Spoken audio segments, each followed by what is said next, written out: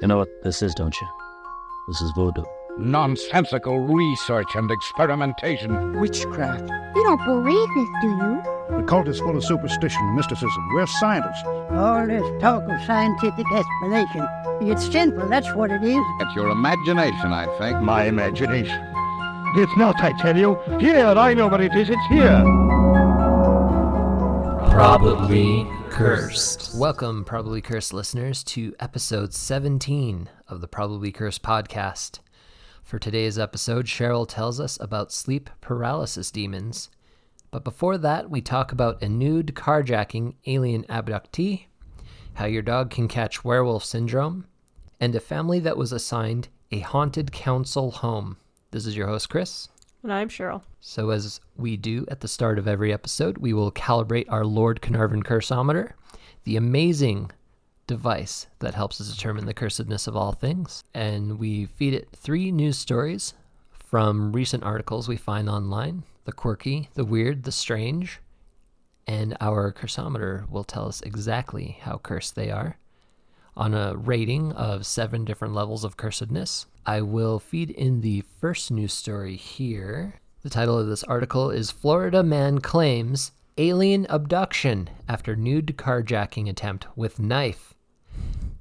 This was from January 6th by Jack Hobbs for themirror.com. A Florida man, and we should do a Florida Man episode. We should do a Florida Man episode. Like we were talking earlier off air about if a person can be a cryptid, and I think Florida Man. Florida Man counts. Yep. A Florida man reportedly told the Palm Beach Police Department that he had been abducted by aliens and that he wanted to die after they arrested him for attempting to steal a car while completely nude. Police who were responding to the call stated that the man was caught outside of a residence around 5:30 p.m. by a witness who stated that the man wielded a large knife and was carving his initials into the side of a car. It sounds like something somebody would do after being abducted by aliens. It's true. You got to get the message out. Something like, the doom is coming. Yeah, or ST plus CM equals heart.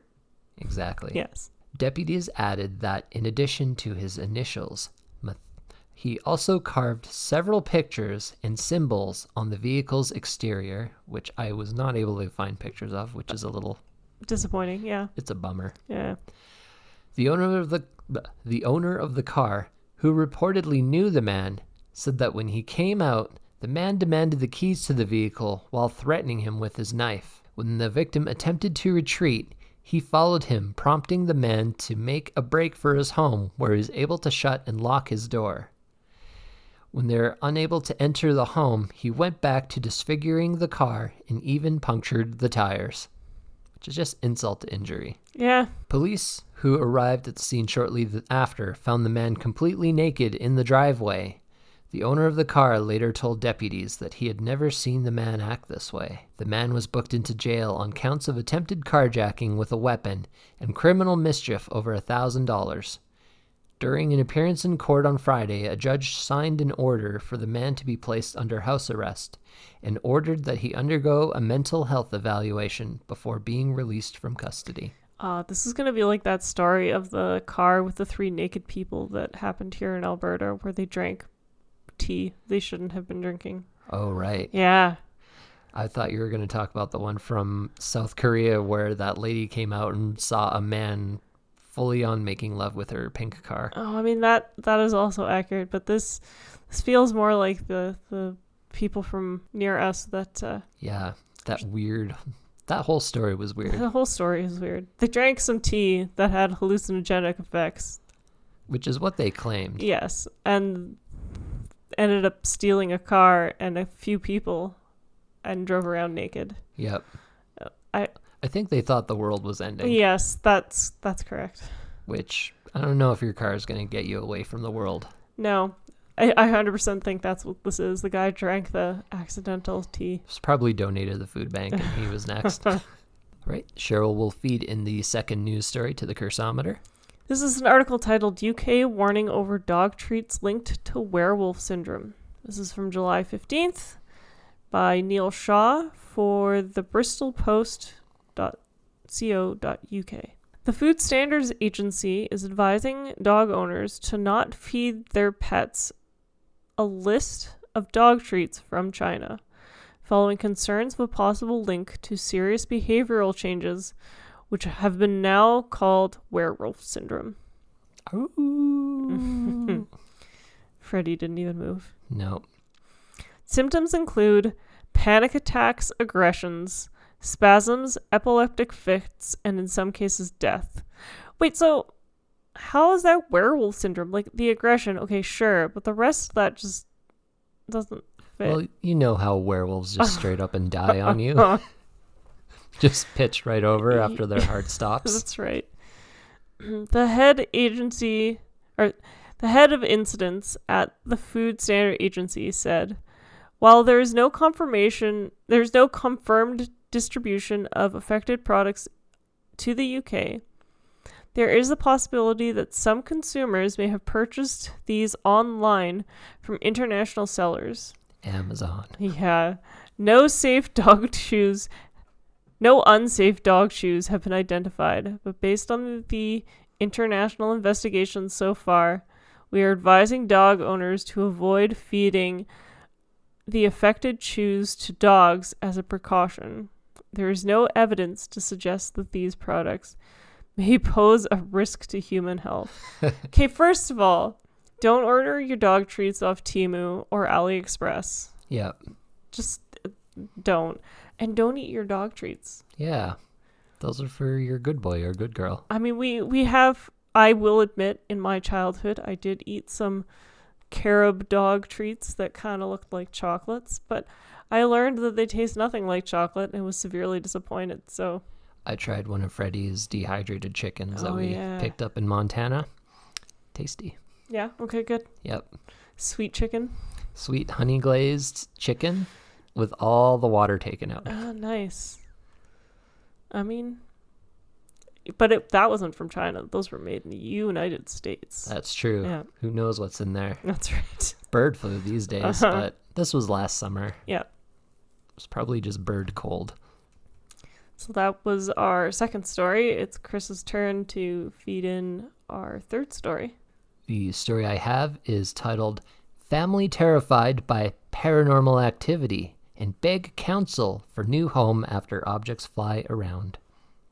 This is from December 23rd of last year by Anthony Clements Thrower for themirror.co.uk. A mother told a court paranormal activity in her council home left her terrified for her children's safety as objects in the house flew around. After being moved to a new house due to a mold problem, the new property they were moved to has caused her to be fearful for her children due to paranormal activity. If that's all it takes for them to move you to a new home, I mean, may as well try something new and see if you can get a better home. Yep. Yeah. I want no mold. Oh, and I also want no ghosts. Mm-hmm. And I also don't want werewolf syndrome in my dog. Yes. The mom explained since they moved in, numerous objects in the new house have been flown from side to side, while doors and a table and chair were moving in front of our eyes. Objects flew out of the cupboards she opened while making food for her children. The mother said she contacted the previous occupant of the house, who wrote them a letter she described as beyond traumatic. She claimed she brought the letter to the attention of the council, but was laughed at in a meeting. She said, "Everyone deserves a home. I never asked for a mansion. I asked for a safe home for my kids." There was no information on how this was the most traumatic letter she'd ever been written. The handwriting was atrocious. She couldn't read it. She's like, this is awful. It was a doctor's writing. Uh-huh. And her grammar, her spelling, how dare they? The judge told her he understood her concern about the second house experiencing paranormal activity and her fears for the safety of her children, but a third house would mean a new application to the local authority. Sorry, guys. The judge does not believe in ghosts and is not doing anything. It's true. There's still bureaucracy that you need to follow. Mm-hmm. You need to fill out the proper forms. You need to get moved to the correct house. Yep. All right, so all three news stories have been entered into the cursometer. We will now get it to tabulate the results. Please stand by. And for the first news story about the alien abductee who is stealing a car, the cursometer says definitely cursed. Yeah. Yeah, that guy, he's seen some things, or he's experiencing some things. We need the photos of what he carved into that car. Yeah, to make a full determination. Like, what if the aliens were warning us? Yeah. What if they were warning us about that planetary alignment from last month? Mm-hmm. Or what if they just want to set up some sort of trade route, and they want to trade our goods for their goods, and then we could get alien technology. The Space Silk Road. Yeah. The results for the second news article about Werewolf syndrome. the cursometer says Definitely cursed. it's not good for your dog. What's worse is they don't even turn into a werewolf. No. It just sounds like it kills them and puts them through extreme suffering. Yeah. As I've said earlier, and I will reiterate again, do not buy dog treats from Temu or AliExpress. I know the stuff is cheap, but it's cheap for a reason. You don't even know what they put in there. No, if you can't read the ingredients on a container, do not consume. Unless you're feeling very, very immortal. Uh-huh. And the results for the third news story about the family seeking a new home because the second home they were given was full of ghosts. The results say probably cursed. Yeah, no one wants to be put into government housing only to find that their house is haunted. You're already on like social welfare programs, so you're not doing so well economically. Mm-hmm. And then you got a ghost living in your house, throwing dishes around, not cleaning up after themselves. On the bonus side, if those dishes were provided by the government, they're just going to have to keep you buying you more dishes. Especially if you hate that dish. You'd be like, oh, the ghost tipped it over. Yeah. It's on the floor in pieces because there's ghosts in this house. That's right. Well, we have the cursometer properly calibrated for Sheryl's topic for this episode.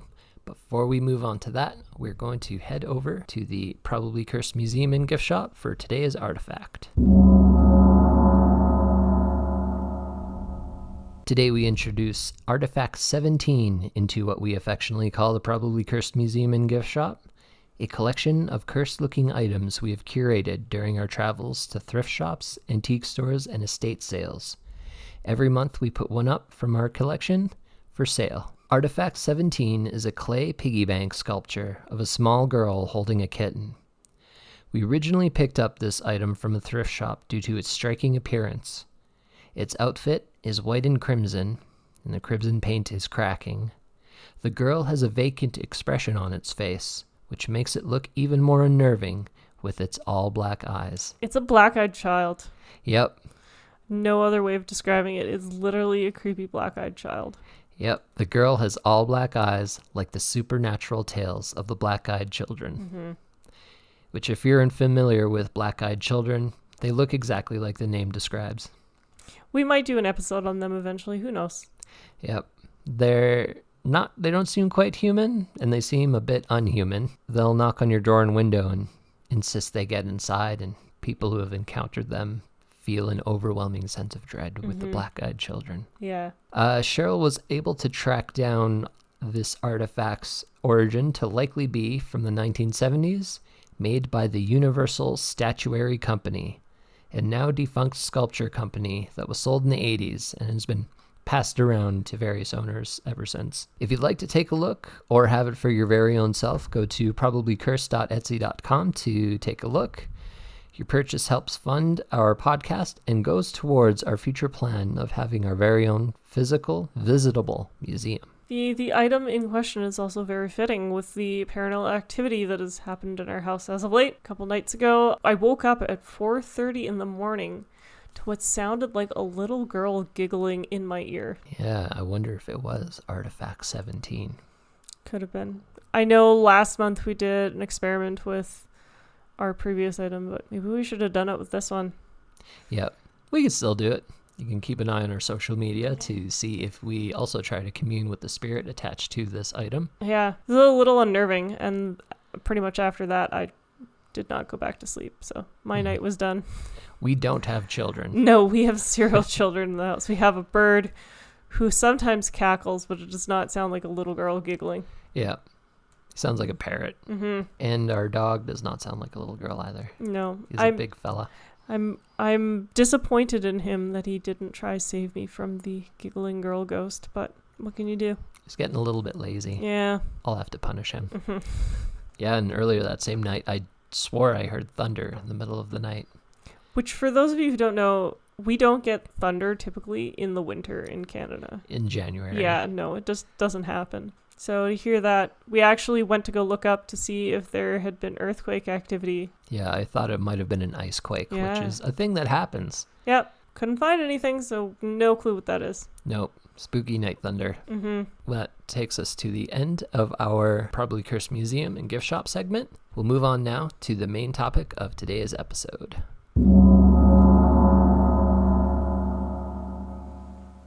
So, as I'm sure some of our listeners are aware, which by those listeners that are aware, I mean our friends, I struggle with chronic insomnia. For those of you also struggling with chronic insomnia, you are not alone, and it sucks. And this episode is dedicated to the rest of us who cannot sleep at night.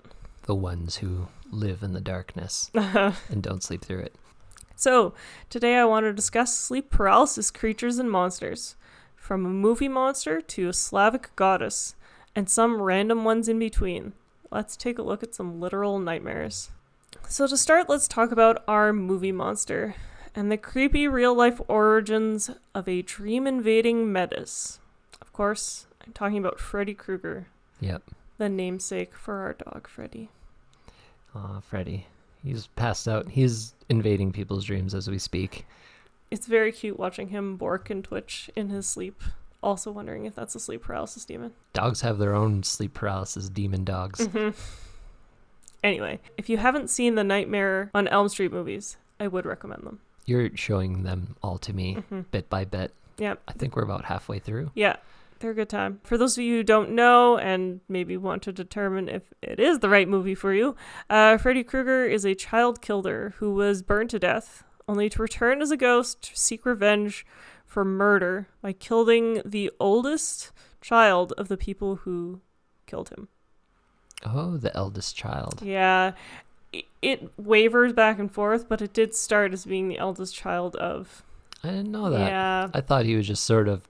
randomly killing children. Yeah, whoever was in the cast. Yeah, I mean, as you saw with one of them, it has nothing to do with the town at all. The only character that is actually from the original that their parents may have killed Freddy Krueger is the reoccurring lead. Everyone else has nothing to do with that original story, so it kind of goes off the rails. Okay. Yeah, but it started that way. Freddy's putting together as he goes. Yes. I don't think they thought they were going to get a second movie, so... When you're a dream murderer, I mean... You gotta improvise. Mm-hmm. So, although the story of Freddy Krueger is fictional, Wes Craven has actually admitted that the story was inspired by true events. Wow. So, a bit of preface here.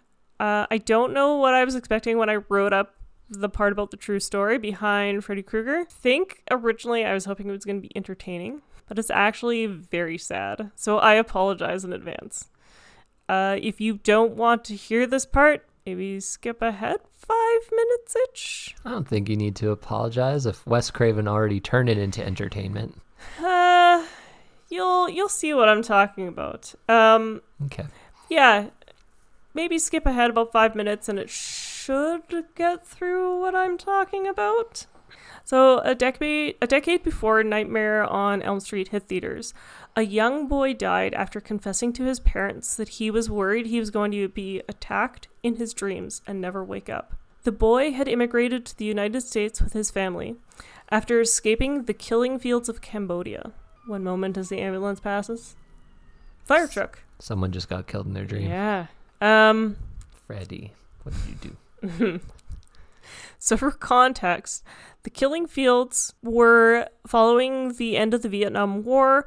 More than a million Cambodians were executed and their bodies were buried in various sites, which are now known as the killing fields of Cambodia. Many Cambodians fled to the United States, Thailand, France, Australia, and Canada to escape the chaos. More than 100,000 Cambodians resettled in the United States. It is suspected that the boy had PTSD due to what he had seen in Cambodia, which caused the vivid nightmares, and then which in turn turned into the fear about nightmare attacks in his sleep, causing him to stay up for many days at a time. He was dreading falling asleep. Yes, he was worried about being attacked in his sleep and dreading. He stopped sleeping altogether to try escape his reoccurring nightmares. Unfortunately, there are only so many days one can stay awake without ill effects. And it's not that long. No. Get your sleep, people. Yeah, and the risk of falling asleep dramatically increases the more you stay awake. When the boy finally fell asleep, it brought a bit of relief to his parents to see him finally go to bed. However, in the middle of the night, they woke up to the sound of their son screaming in his sleep, and they ran into the room in the hopes of waking him up from the horrible nightmare, only to find that the boy was already dead. He had died mid-nightmare. Crazy. Yeah. Just like he thought would happen. Just like he was worried was going to happen. The boy wasn't the only Southeast Asian refugee in the United States to die under mysterious circumstances while sleeping. Over 100 men between the ages of 19 and 57 died in their sleep in the United States by the time the first Freddy Krueger movie was released. Wow. Most of the deaths occurred between 10 p.m. and 8 a.m., with some reports of paramedics arriving to find the men with rapid heart rates that could not be slowed. Autopsies were done on the men, and they were found to have no previous conditions, like health conditions, that would have led to cardiac arrest, and no potential causes of death linked to damage to brain or lungs. No poisons or unusual toxicology findings were reported, and the condition was eventually named Sudden Unexplained Death Syndrome. It's got a death curse. And researchers discovered that the longer the refugees lived in the United States, the lower the risk became for men dying from the sudden death syndrome. Whoa. Yeah. The American dream is pushing out the nightmare. I guess so. There has been some mention of that the men who died may have had slightly enlarged hearts. But not all the sources I tracked down mentioned the heart sizes being a problem. So, of note, the CDC is asking people to report any known occurrences of the syndrome to their organization. So if you got a friend that this happened to, Yeah. the CDC wants to hear from you. They would like to know. I can't tell for sure if it still occurs because that sort of stuff is not usually made public. It's true. And it's hard to find any information online now Yes. that's firsthand and also truthful. But if it does still occur, based on the fact that it's getting less and less the longer people live in the United States, it's likely to be low occurrences if it occurs at all. As you're all aware, this is technically a comedy podcast. It's entertainment. It's entertainment. So let's lighten the mood by talking about the goddess Morana. So in Canada, we're just at the tail end of our winter season. Goddess Morana, she's the one who fights with Maui against volcano monsters. Yeah, no, that's definitely not the same. Although that would make for a very fun topic. I wanted to see that in the next Disney. You should message your sister and tell her that that's the next Moana movie. We're pitching Morana. So the reason she is the perfect topic for this time of year is not only is Morana the goddess of nightmares, but she's also the goddess of winter, witchcraft, and death. Oh, those all coalesce together. Especially when you live outside. Morana is seen as a prominent figure in Slavic mythology. So she's known by many names. So Marzana in Serbia, Slovakia, and Macedonia. Marina in Russia. Mora in Croatia. Mara in Ukraine. Maron in Germany. Mare in English. She may have even been the reason why we call bad dreams nightmares. Nightmare. Yeah. Stories about Morana vary from region to region, but the most common story is that Morana is the daughter of the thunder god Perun and twin sister of Yarrow. And when the twins were young, Yarrow was kidnapped by the god Welis and taken to the underworld. Now, at the time, Morana was the goddess of nature, and Yarrow was the god of agriculture. So when Yarrow returned from the underworld, neither of them recognized each other at this point. They didn't remember what the other one looked like. They didn't But they're quite know. twins? They're twins. So they're just like, that person looks just like me. Yeah, well, they actually fell in love and got married. Oh. That's how much they didn't recognize each other. I mean, there are those couples that get married that look strikingly alike. It also happened like a lot in Egyptian times. You just married your sibling. There's nothing wrong with it. I guess so. Yeah. This is why you and we don't like traditional values. That's We right. like more progressive values. Yes, more progressive values. Their marriage brought balance and peace to the natural world. It was great for farmers and their crops. So, nature was in balance with agriculture. Our marriage brings you spooky tales. However, like most stories of gods, Yarrow couldn't keep it in his pants, and he ended up cheating on Morana. Yarrow. Morana lashed out and ended up killing Yarrow. This betrayal ended up making Morana bitter and cold, which led to the wintry persona that she is known for today. This feud is also the reason we have seasons. So you can blame Yarrow and not being able to keep it in his pants. Yes, for why we have really, really cold winters. It's all his fault. Each autumn, Morana kills Yarrow and spends the winter stewing over the situation, and then in spring, Yarrow returns with the goddess of spring, which I couldn't find the name of who the goddess of spring was. Karen. Sure. And kills Morana.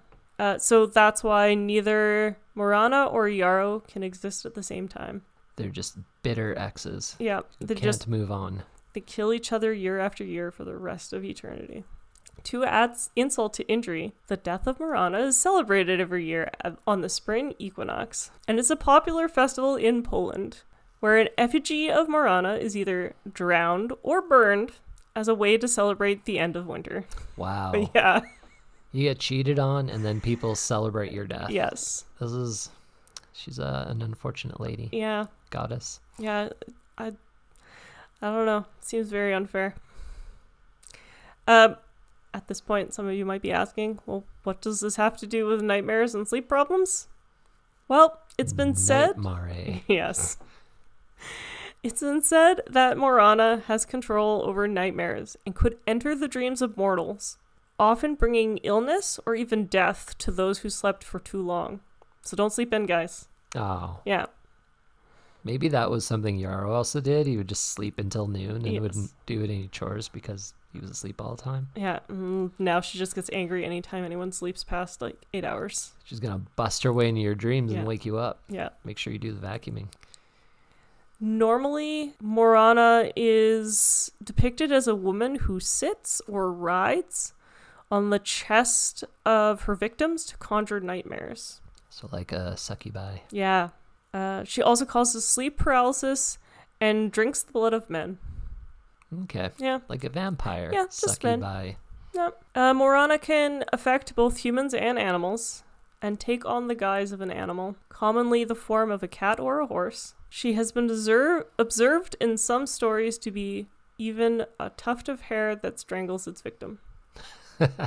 Which, like, that's the lamest thing to turn into. That's kind of the most Freddy Krueger. Yeah. Because he would turn into random things Yeah. and kill them. Yeah. Didn't turn into animals, it was just random objects. Just a tuft of hair. Yeah. Your hairbrush on the counter starts moving and then all the hair pulls itself free and it starts spider crawling towards you. Yeah. Yeah, that would be Morana, I guess.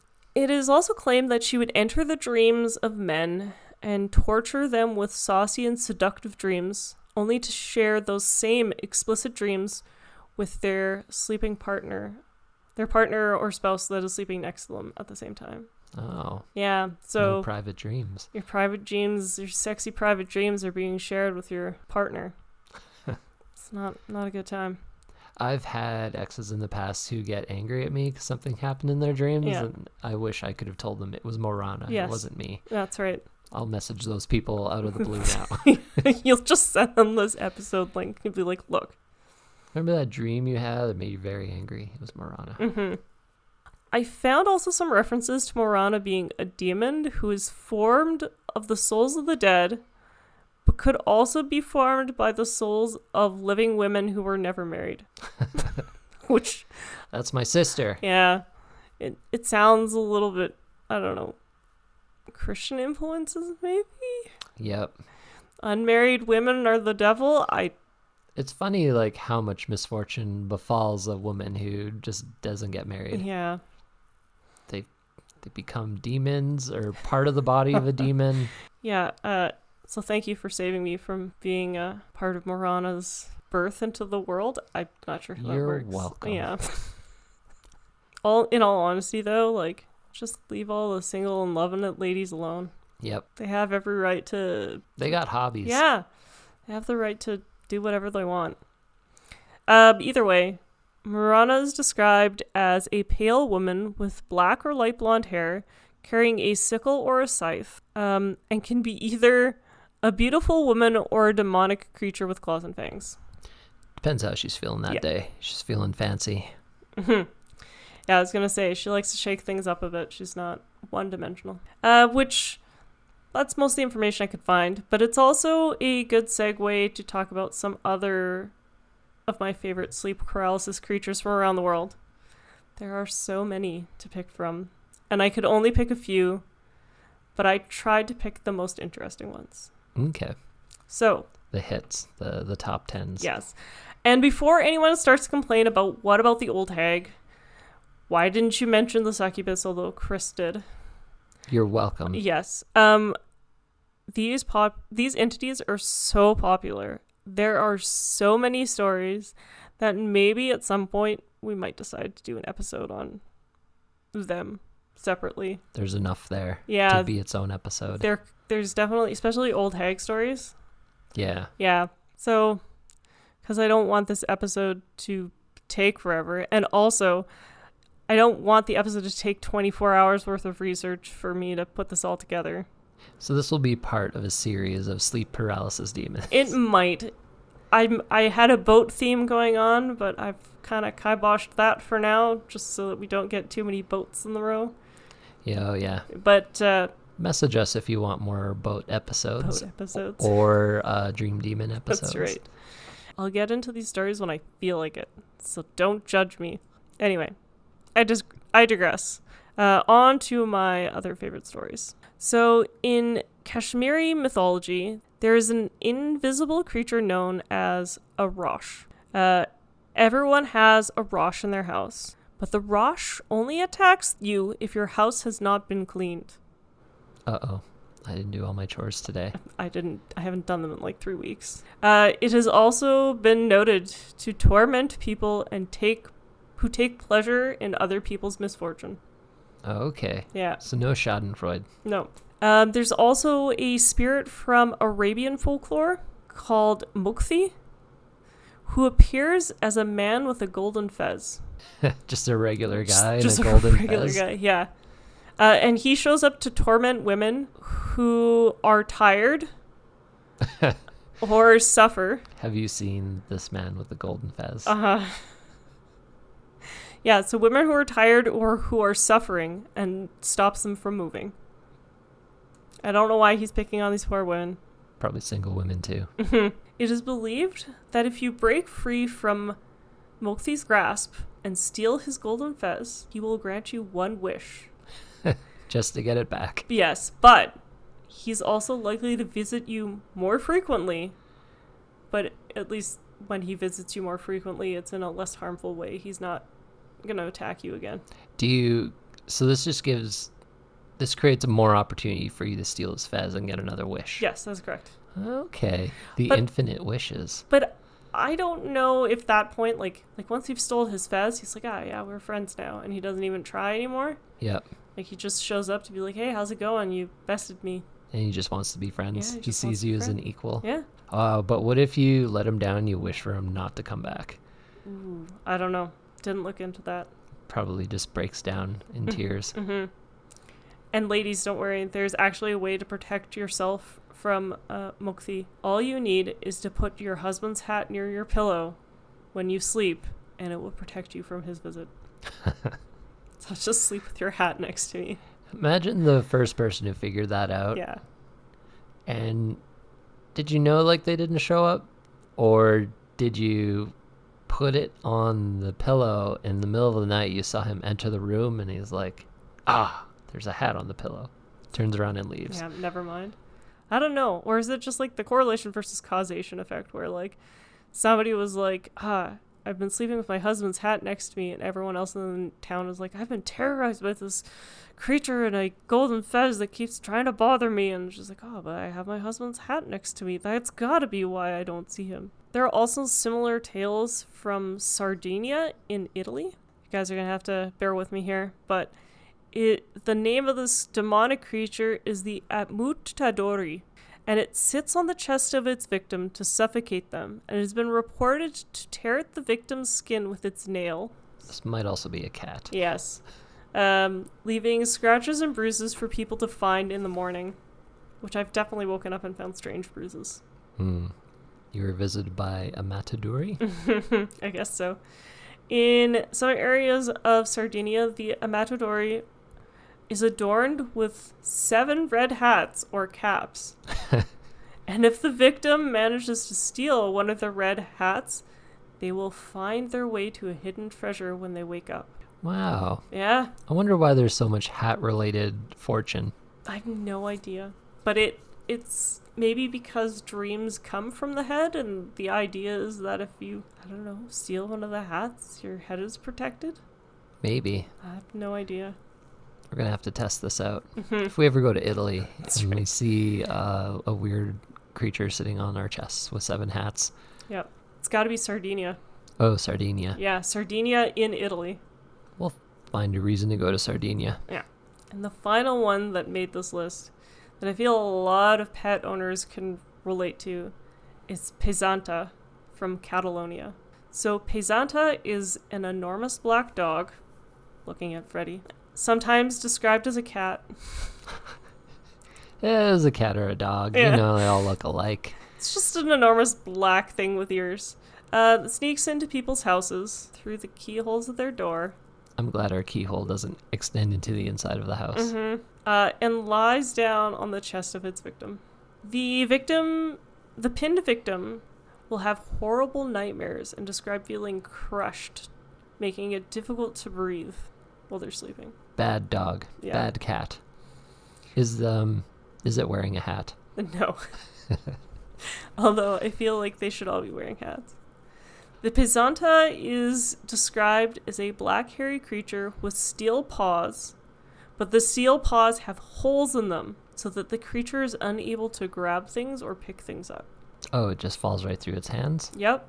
To avoid a visit from the Pesanta, one must spread millet on the threshold of your bedroom and place a broom next to your bed. To clean up the millet after in the morning? Not sure.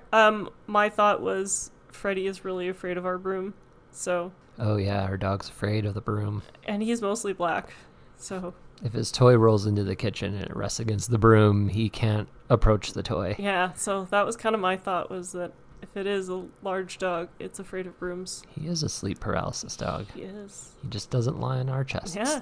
So before you all go to sleep tonight, gather up your broom and some millet, and maybe your spouse's hat, and set them in the correct locations for the night. And if you don't end up with a sleep paralysis demon, it's probably because the preventative measures are working. You can thank us. Yes. You can leave us 5 stars on our podcast. Send us a couple episode suggestions. Yep. If you manage to score a wish out of our episode, also leave a message and take a photo of yourself with the golden fez. Yeah, we would love to know what you wished for, if you're allowed to share that secret. Well, I liked your collection of sleep paralysis demons. Thank you. We will take your sleep paralysis topic, or sleep paralysis demon topic, into the cursometer here and get it to spit out the results. Please stand by. And the result says definitely cursed. It's true.